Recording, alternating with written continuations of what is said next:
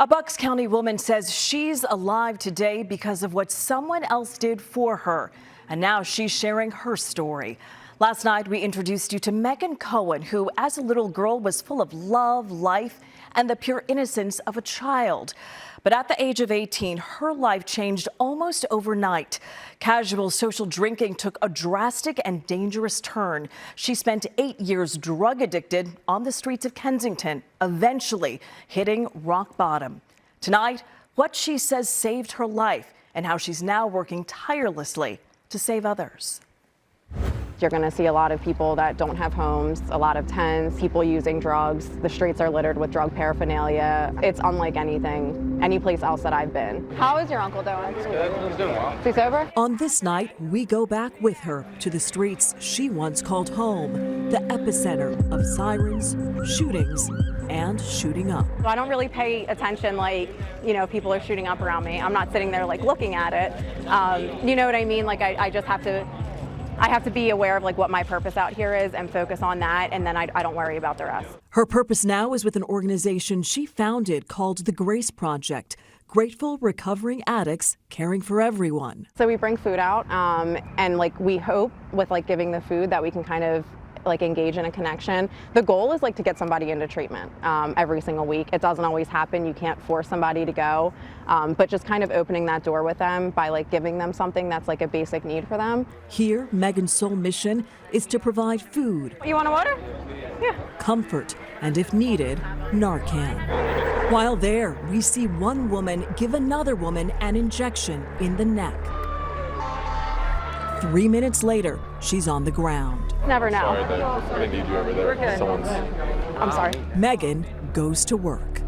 Are you responsive? Can you answer me, because they're about to Narcan you? Can you answer me? You don't want to get Narcaned, right? All right, so stay with me. Can you get up? Did you drink some water? I did drink some. Yeah. All right. Just stay up with us, because you're scaring people, and I don't want you to get Narcan and get sick. You want to drink some more water? Did you eat anything? Describe that episode to me. So that's like super common.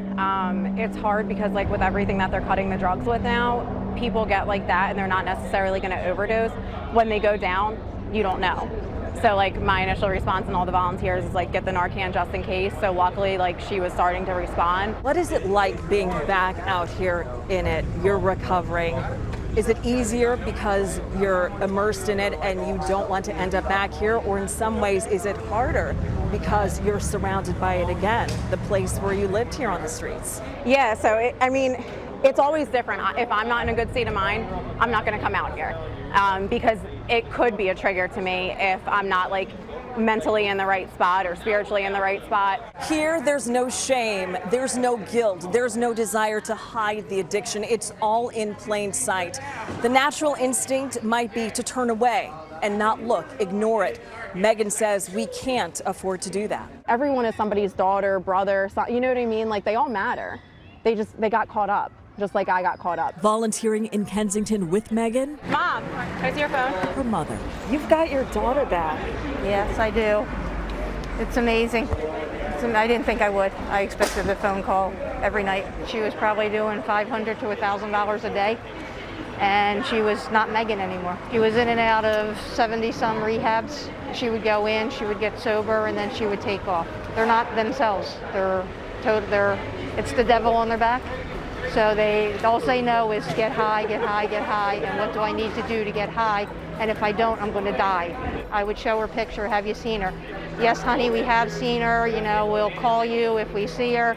Actually, some of the people on the streets would go into the abandoned house that she was in, and she would say, no, I'm not coming out or whatever, but at least I knew she was alive. Megan eventually asked for a sign from God and says she got it through a stranger who asked to take her in. I was like withering away, like my face was picked apart, I was dirty, like I hadn't showered in like 2 weeks.